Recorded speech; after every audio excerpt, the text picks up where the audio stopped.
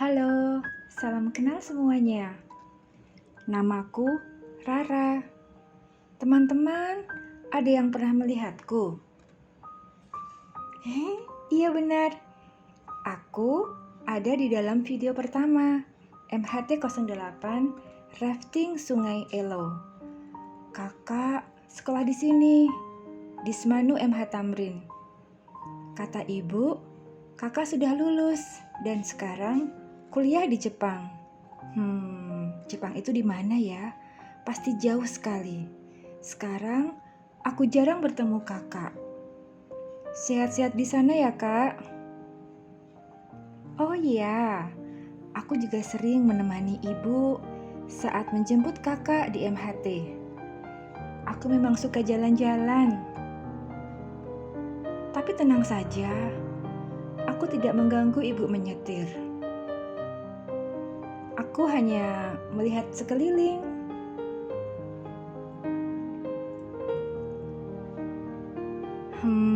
Aku juga senang bermain-main di halaman.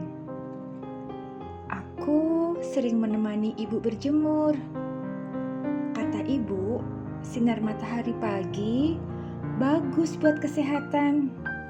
Ya sudah, aku juga ikut berjemur dan bermain-main. Begitulah aku menjalani hari-hari. Sampai suatu sore, sesuatu yang menegangkan terjadi. Aku tidak akan pernah melupakan hari itu. Dan ini adalah kisahku.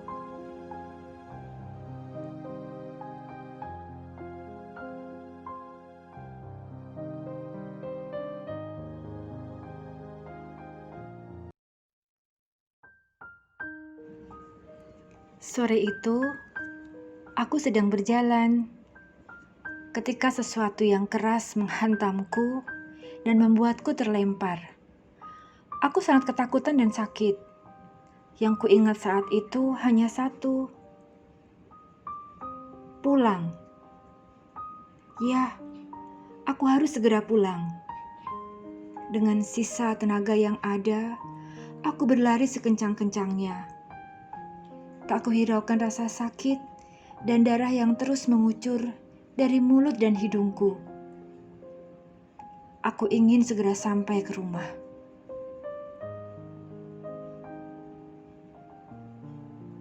Sampai di rumah, ibu kaget melihatku. Ibu berusaha menghentikan darah yang keluar, tapi tidak bisa.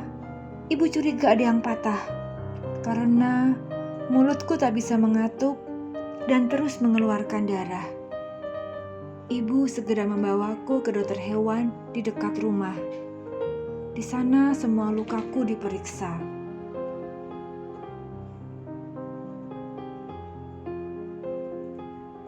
Ibu juga berkonsultasi dengan seorang temannya, seorang dokter hewan yang tinggal di Surabaya. Karena lukaku cukup parah, akhirnya dokter merujuk aku ke rumah sakit hewan di Ragunan. Maka ibu segera membawaku ke sana. Hari sudah larut ketika kami tiba di rumah sakit itu. Dokter segera memeriksa kondisiku dan diputuskan aku akan menjalani operasi keesokan harinya. Sebenarnya ibu ingin malam itu aku segera menjalani operasi, terutama untuk menyelamatkan mata kananku yang kondisinya makin lama makin parah. Tapi tidak bisa, karena kondisi fisikku yang sangat lemah dan harus ada beberapa pemeriksaan untuk persiapan sebelum operasi. Akhirnya, dokter memberi beberapa obat. Dan aku menunggu keesokan harinya untuk menjalani operasi.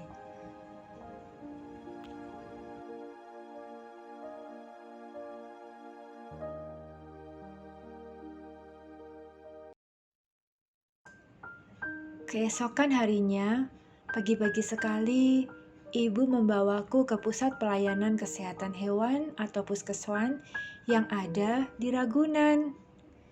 Di sana aku menjalani berbagai pemeriksaan. Dokter melihat kondisi fisik dan lukaku.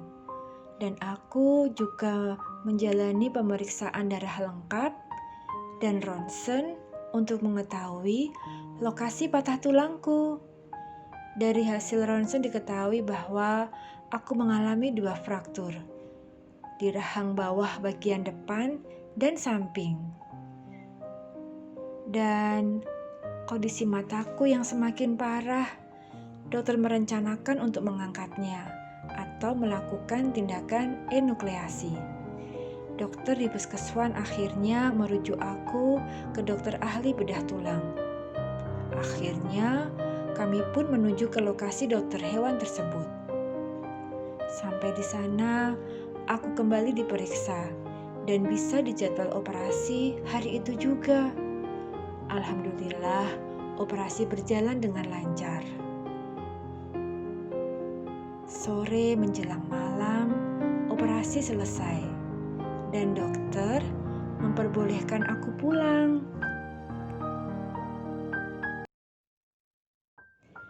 Setelah operasi, kondisiku sempat memburuk. Aku tidak bisa makan dan minum. Ibu dan kakak berusaha menyuapiku dengan memakai pipet. Tapi susah. Mereka tidak tega memegang dan memaksaku membuka mulut. Ibu sangat khawatir aku mengalami dehidrasi. Karena sudah lebih dari 2 hari ini aku tidak mau makan dan minum. Akhirnya ibu membawaku ke dokter hewan dekat rumah. Aku di sana diinfus dan dirawat pasca operasi. Ibu sering mengunjungi dan menemaniku selama aku dirawat di sana. Dan kondisiku pun berangsur membaik. Lukaku mulai mengering.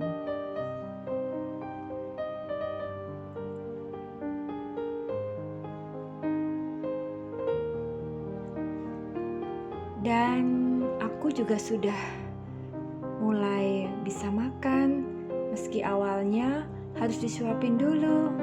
Tentu saja aku baru boleh makan makanan cair karena rahangku belum boleh makan makanan padat. Dokter memasang 2 plat di bagian rahangku yang patah. Sekarang aku bisa menutup mulut dan bisa makan dan minum. Aku juga rajin kontrol untuk memantau kesembuhan lukaku. Dan akhirnya aku bisa makan dan minum sendiri, sehingga ibu tidak perlu menyuapiku lagi. Rumah adalah tempat yang nyaman bagiku. Di sini semua menyayangi dan perhatian padaku. Aku juga mulai makan makanan setengah padat. Dan inilah hasilnya. Berat badanku sudah kembali normal, sudah naik lagi. Hihi, aku gendut ya. Kalau ini posisi tidurku. Kata ibu, kalau aku sudah tidur seperti ini, tandanya aku sudah mulai sembuh. Hihi. Untuk hal ini, ibu benar.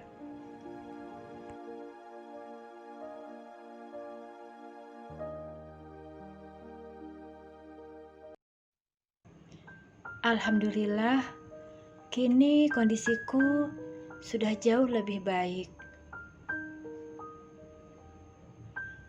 Aku harus menjaga mataku yang kini tinggal 1. Bagi kami para kucing, mata adalah organ yang sangat penting.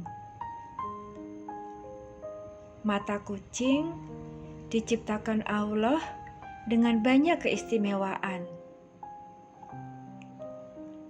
Aku bisa melihat dalam gelap dengan hanya sedikit cahaya. Hal ini karena aku mempunyai tapetum lucidum, yaitu semacam lapisan tisu yang terletak di belakang retina yang berfungsi memantulkan cahaya dan meningkatkan cahaya di sel fotoreseptor di retina. Itulah mengapa mata kucing bisa menyala dalam gelap. Kalian jangan takut ya.